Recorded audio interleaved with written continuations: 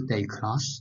In the previous videos, we have studied the definitions of Yin and Yang, as well as the contents of Yin and Yang theory. In this video, we are going to introduce the applications of Yin and Yang theory in Chinese medicine. The Yin and Yang theory is widely utilized in all fields of Chinese medicine. For instance, we use the Yin and Yang theory to explain the human body structure.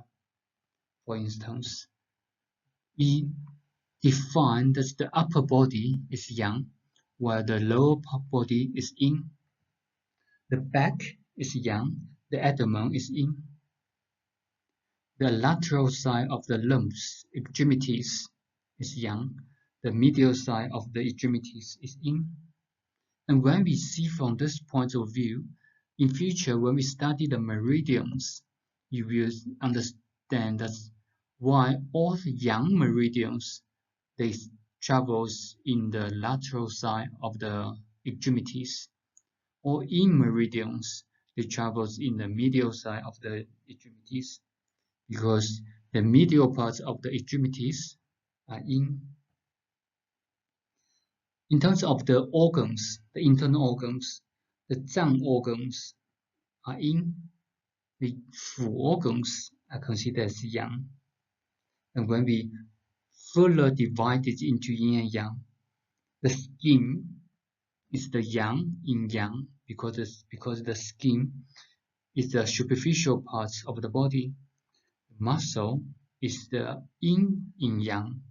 So previously, we have mentioned that the Yin with Yin Yang with Yin Yang. In our human body, the muscles and the skin in superficial level, they consider as Yang. However, when we compare with the skin and the muscle, the skin is the Yang in Yang. The muscle is the Yin in Yang. And when we consider with the organs, the heart and the lung, are all in the upper parts of the body, or in the upper jaw. In future, we will explain what's upper jaw, but just in general, they are in the upper part of the body, so they are Yang. When we compare with the heart and the lung, the heart is the Yang in Yang. The lung is the Yin in Yang. The reason is because the lung in charge of descending. The heart is the fire organ. When we study the Zhang Fu theory, we will explain all these theory, and then you will see we use the Yin and Yang theory to explain all those organs as well as their functions, their properties. In the meridians, we use the Yin and Yang. The Yang meridian, most of them travels in the lateral side of the body, at the back of the body. The Yin meridian travels in the medial side of the body and the front part of the body. From here, when you think about the Yin and Yang, you will understand that whenever we talk about Yin and Yang, we always think about up or down, inside or outside. For example, we said the muscle and the skin, compared with the internal organs, front or back, superficial or internal, or external or internal. So all these we categorize into Yin and Yang. Also, when we categorize them into Yin and Yang, we need to talk about the pairs. So we always talk about the pairs, up or down, internal or external, superficial or internal, front or back.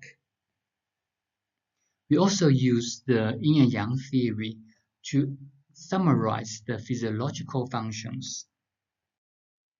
For example, when we talk about axons and qi, the axons is a liquid form. It was stored in the organs. So that's Yin because it's a liquid form, it's static. The axons can transform into qi. qi can move around the body. Qi is yang because it's moving. Compared with axons and qi, these functions, the physiological function of axons and qi, axons nourish, is the foundation of the qi. These axons is considered as yin. The qi is considered as yang. Because the qi is considered as yang, the qi has the yang function, such as active, warm the body, to protect the body, to be positive. The Yin and Yang theory also used to explain the pathological changes. For example, the causes of Yin and Yang, different Yin and Yang attributes in etiology. In future, when we study the etiology of Chinese medicine, we will understand that we're going to use the Yin and Yang to categorize different causes. For example, the wind, the summer heat, the fire. These are the yang pathogens. The yang pathogens, they will have the yang characteristics, such as consuming the yin fluid. People suffer from yang pathogens. They are more likely to have yin deficiency. The coldness, the dampness is yin pathogen. The yin pathogen, the patient will suffer from the cold sensation or heaviness. These are the yin characteristics. The Yin and Yang theory also used to analyze the changes, the pathological changes. The preponderance of Yin and Yang refers to the prevalence of Yin and Yang. So if the Yang is the dominant, the patient will suffer from the Yang symptoms. If the Yin is the dominant, the patient can present with the Yin symptoms. When a patient presents with Yin symptoms, the patient may have cold feet, cold hands, and the pulse will be slow or weak. The decline of Yin and Yang. This refers to the Yin and Yang may mutually decline. It can be the Yin or Yang, the mutual loss of Yin and Yang. This is the next stage of the decline. After declining, the decline of Yin and Yang or Yin and Yang deficiency will cause a mutual loss. Because Yin and Yang, they can accumulate, they can develop into each other, they can transform into each other. For example, when you think about this Yin Yang fish, if you don't have enough Yang, so we're going to remove this part. We're going to remove this part of the Yang. In this situation, we got excess Yin, because excess relatively excess Yin compared with the Yang. This is the preponderance of Yin. As it develops, we will lose parts of the Yin as well. So this circle will be smaller. It will be smaller to balance the Yin and Yang. So in this situation, we will have the same volume of Yang and the same volume of Yin.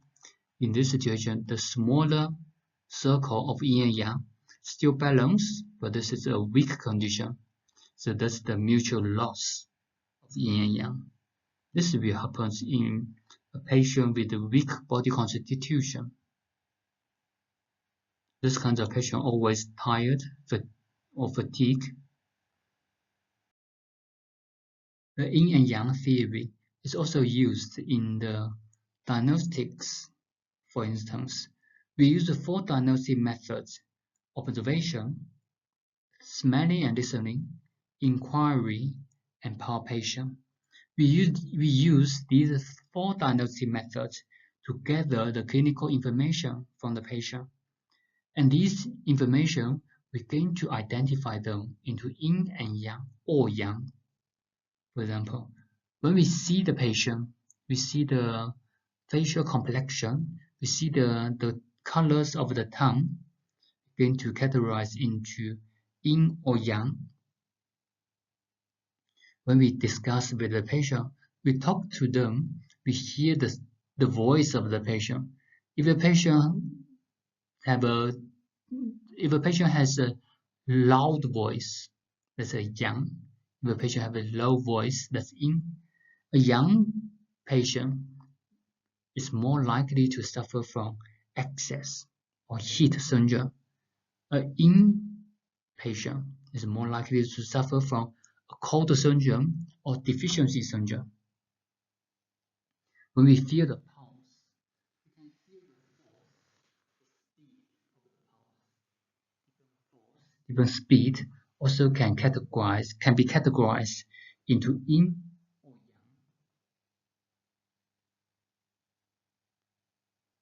The yin and yang theory, when we use in the syndrome differentiation,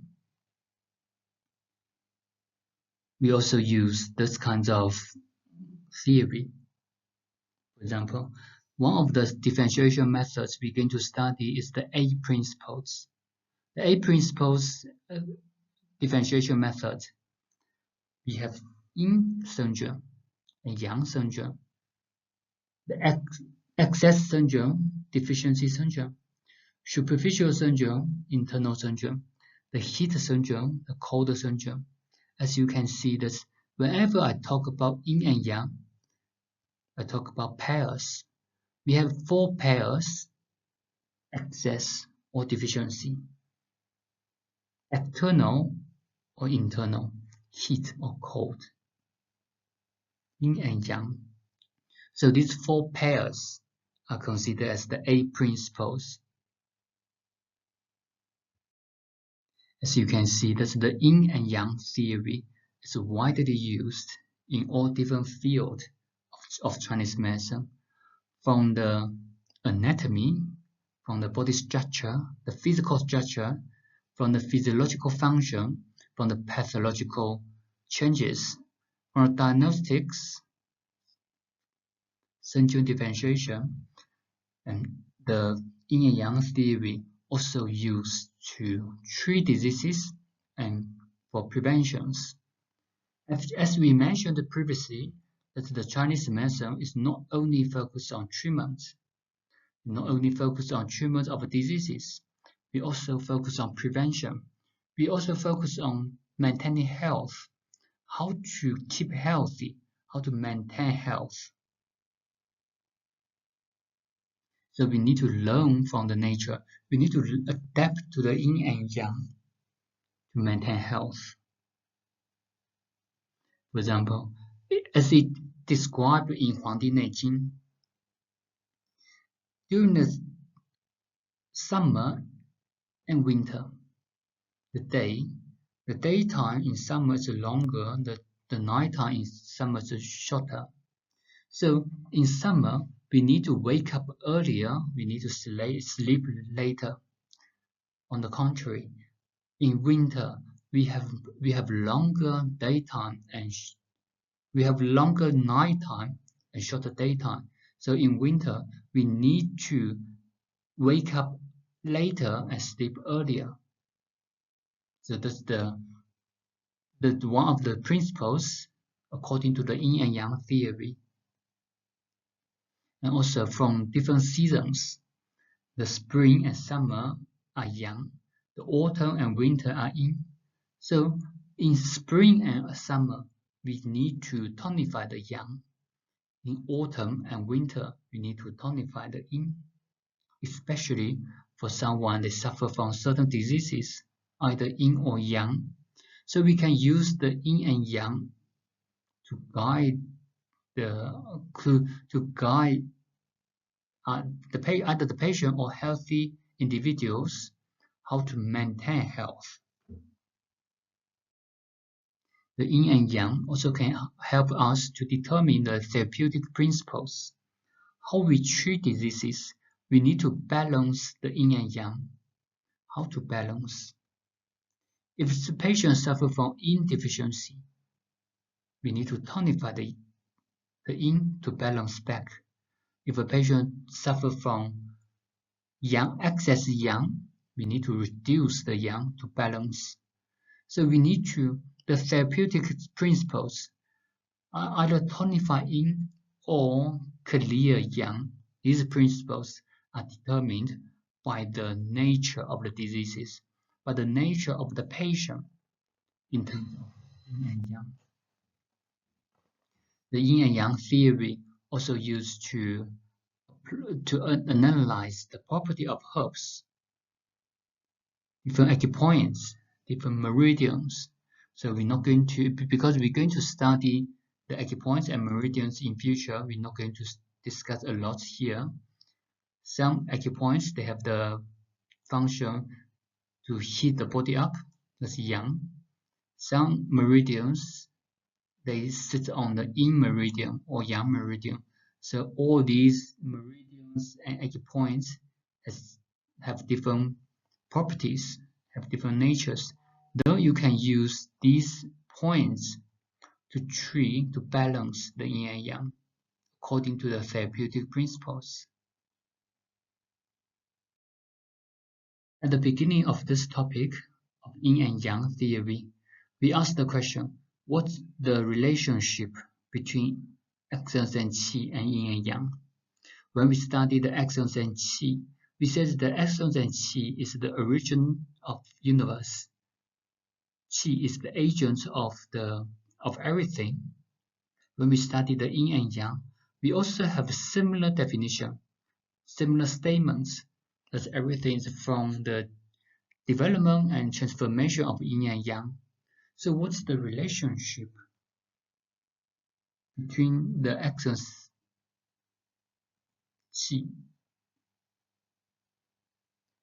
The qi is developed from the axons, and qi can divide it into yin and yang.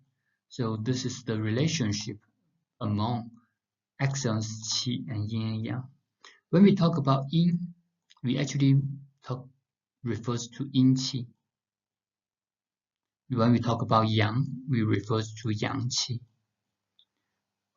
Both yin qi and yang qi are qi. So when we talk about qi, however, we want to know more about qi, we say yin qi or yang qi. This is very similar. We talk about human beings, but human beings is too broad. We want to be more specifically when we talk about female and male. But no matter female or male, these two are human beings. So that's the human, female and male. This is qi, yin qi and yang qi.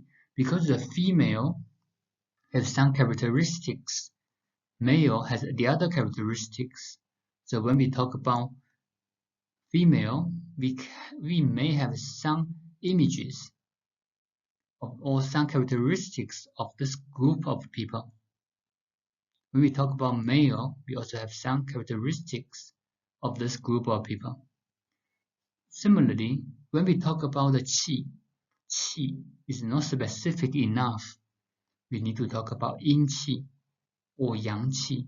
Whenever we talk about yin qi, we will think about the characteristics of this group of qi. For example, static, cold, quiet, depressed. That's all yin qi. Yang qi, when we talk about yang qi, warm, active, energetic. These are all fall under the category of yang qi, or the promotion of the circulation, the heartbeat. Is all due to yang qi. So these two are all qi. So the relationship among the axons and qi, axons qi and yin and yang, the qi develop from axons.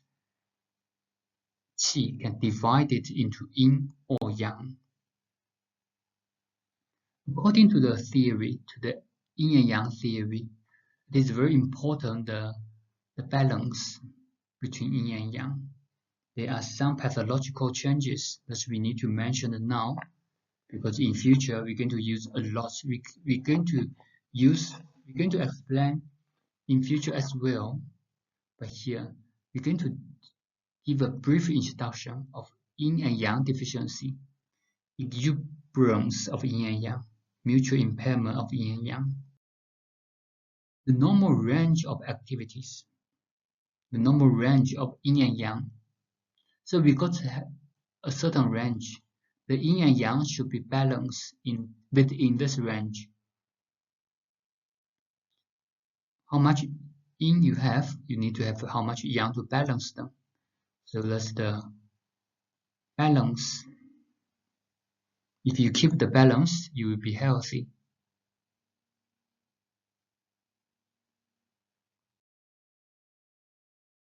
When you have less yin, so that's the normal range. As you can see in this image, the yang still in the normal range. However, you got less yin. In this situation, we got yin deficiency. In this kind of treatments, the treatment for this patient, we need to tonify yin. We need to add this volume of yin. If a patient has normal yin, however, they got less yang, that's because of yang deficiency. In the treatment, we need to add yang. In this image, excess yang. The patient have normal yin, however, the patient have excess yang. So this patient, when you compare with the volume, you got excess. So you need to remove this part of yang in the treatment. This is exuberance of yang. Similarly, in this situation, you got excess yin. We need to remove this part to balance yang. So this is how we treat the patient and how we see the patient. For our diagnostics, we need to identify yin deficiency or yang deficiency, excess yang or excess yin. So normally people talk about the balance of yin and yang, how to balance. When you compare with these two patients have similar symptoms. This patient got excess yang, relatively excess yang. This patient got absolutely excess yang. The treatment is very different. For this patient, we need to tonify yin to balance the yang.